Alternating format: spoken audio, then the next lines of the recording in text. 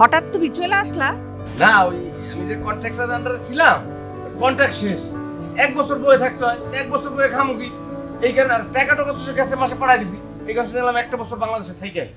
টাকা পয়সা কিছু আনছো? টাকা কইতে মো, টাকা তো গেছে মাসে তোমার কাছে সব পাঠাইলাম।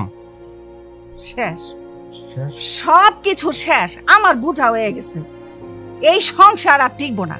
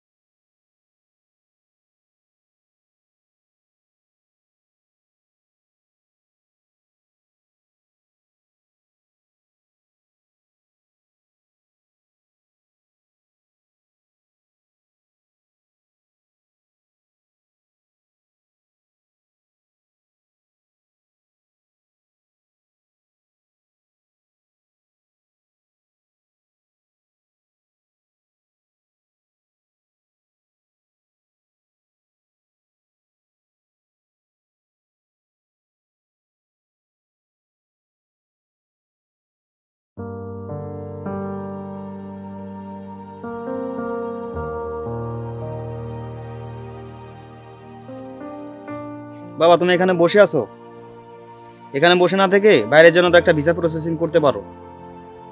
দেশে আর কয়দিন থাকবা? টাকা পয়সা ইনকাম নাই, কিছু নাই, সংসার চলে কিভাবে এটা কি তুমি জানো?